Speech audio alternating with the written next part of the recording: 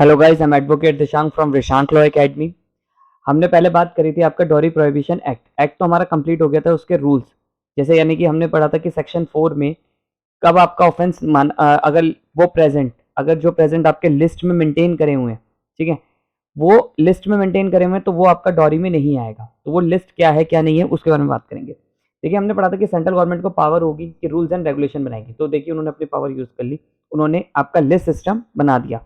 ठीक है, अभी लिस्ट पे डिस्कस करेंगे। ये कहाँ लागू होता है? सेंट्रल गवर्नमेंट में हुआ था आपका। सेंट्रल गवर्नमेंट ने लागू करा था कौन सी पावर से? सेक्शन 9 की पावर से, डॉरी प्रोहिबिशन एक्ट में जो लिख रखी थी। देखिए सेक्शन 9 यहाँ पर आ गया। ठीक है, इस पावर के तहत करा है। और आपका दिस रूल में भी डॉरी प्रोहिबिशन एक्ट आपका इसको ये कहा जाएगा, dowry prohibition and maintenance of list and present and bride and bridegroom they shall come into force दो सेकेंड डे ऑफ अक्टूबर, यानी कि गांधी जयंती वाले दिन 1985 में ये लागू होगा।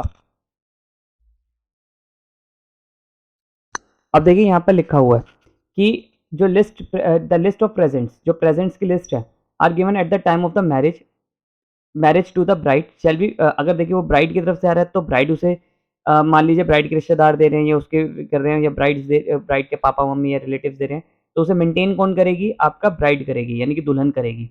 और अगर लिस्ट ऑफ प्रेजेंट्स आपका given at the time of the marriage to the bridegroom, यानी कि दूल्हे की तरफ से आए हैं तो दूल्हा उस लिस्ट को मेंटेन करेगा। ठीक है, यानी कि दुल्हन की तरफ से आए तो दुल्हन करेगी मेंटेन, और दूल्हे की तरफ से आए हैं तो दूल्हा करेगा। ठीक है, मतलब जिसकी तरफ से है वो मेंटेन करेगा। अब यार कि सबसेक्शन 1 और सबसेक्शन 2 में वो लिस्ट का क्या-क्या कंटेंट रहेगा वो बताया। Shall be prepared eight the time of the marriage, या तो एट द टाइम, यानी कि अगर मान लीजिए 1 जनवरी की शादी है तो 1 जनवरी वाले दिन होगी, या एज सून एज पॉसिबल, जितनी जल्दी हो सके, जितना जल्दी आप फ्री होके सही कर सकते तो आफ्टर मैरिज भी बन सकती है। और राइटिंग में होनी चाहिए, राइटिंग वाले की ही मान्यता होगी। जैसे ये है 1 जनवरी को शादी है तो 1 जनवरी को बना दो, या कुछ दिनों में बना दो, राइटिंग में बनाओ। Shall contain the brief description on each present, एक चीज का होगा। जैसे मान लीजिए एसी दिया तो एसी का था, इस कंपनी का था, इतने टन का एसी था, कुछ भी चीजें थी उनकी लिस्ट का सही से डिस्क्रिप्शन होगा गिफ्ट का। The approximately value of the present, value of the present की भी लिखी जाएगी कि एसी जो है वो 45,000 का है, और इसका जो इन्वर्टर है वो भी 2000 का था। The name of the person has given the present, अब जो मान लीजिए ये लड़की की तरफ से था, ठीक है, लड़की के फूफा जी ने एसी दिया तो वो भी चीज लिखी जाएगी।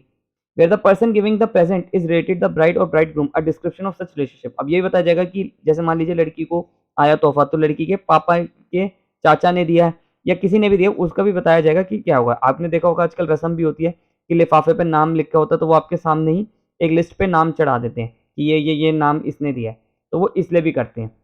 शैल be sign by both bride and bridegroom, और वो जो भी लिस्ट होगी उसको क्रॉस साइन करेंगे। जैसे ये ब्राइड ग्रूम की लिस्ट है, इसे मैं साइन कर देता हूँ, और ये मेरी लिस्ट है, ये मेरी वाइफ साइन कर देगी, तो उसे साइन करा जाएगा।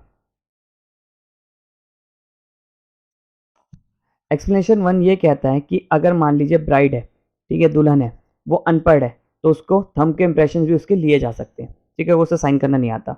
और एक्सप्लेनेशन 2 भी यही बात कर रहा है कि अगर दूल्हा जो है वो अनपढ़ है, अनेबल टू में अफिक्स नहीं कर सकता, साइन वाइन नहीं कर सकता, तो वो अपना थंब इंप्रेशन भी दे सकता है। अब देखिए फोर्थ पॉइंट बहुत इंपॉर्टेंट है। ये बात करता है आपका कि द ब्राइड और द ब्राइड ग्रूम में इफ शी, मान लीजिए जो लिस्ट थी, ठीक है, ये लिस्ट कैसी होनी चाहिए आपकी? पहली बात तो कंटेंट तैयार कर लेते हैं इसके एक बार, कि एक तो जल्दी से जल्दी बनानी चाहिए, eight the time of the marriage पे होनी चाहिए, या आपका एज सुन एज पॉसिबल, जितनी जल्दी हो सके। दूसरी पॉइंट अपने बात करी थी कि राइटिंग में होना चाहिए। ठीक है, तीसरा जो प्रेजेंट्स आए हैं उनकी पूरी डिस्क्रिप्शन होनी चाहिए कि एसी इतने का आया, ठीक है, किसने दिया वो भी आपका होना चाहिए, कितने का था वो भी दिया बताना होना चाहिए। और अब चाहे तो देखिए ये दोनों पार्टियों ने क्रॉस साइन कर दिया एक दूसरे की लिस्ट पे। अब चाहे तो जिसकी वो थी उसमें आप अपने रिलेटिव्स का, जैसे मान लीजिए ए और बी की शादी थी, ठीक है, दोनों ने लिस्ट बनाई, ये मान लीजिए ए की लिस्ट थी, यानी कि दुल्हन की लिस्ट थी, मैं उस वक्त शादी में प्रेजेंट था, वो कहेगी कि दिशांक आओ इस पे ना साइन कर दो आप, यानी कि विटनेस के तौर पे कि हाँ जी ये लिस्ट मेरे सामने, तो अफिक्स करवाएगी। एक बार पढ़ते हैं। द ब्राइड या ब्राइड ग्रूम, दूल्हा या दुल्हन में if she he so desire obtain either both, देखिए यहाँ लिखा में, जरूरी नहीं है। List refer to subsection 1 and 2 में जो बताई गई है, सिग्नेचर और signatures of any relation of the bride और द ब्राइड ग्रूम, यानी कि किसी रिलेटिव्स के साइन भी करवा सकते हैं जो प्रेजेंट हो, आपका person present at the time of the marriage, यानी कि जो मैरिज में प्रेजेंट हो। देखिए ये जो रूल्स पढ़े हमने ये बहुत इंपॉर्टेंट है, कई लोगों को ये रूल्स नहीं पता होता, इसलिए ये जनरली हमने डिस्कस कर लिया। आई होप आपको मेरी वीडियो पसंद आई हो, और अगर आपको मेरी वीडियो पसंद आई हो तो चैनल को सब्सक्राइब करिए। Thank you.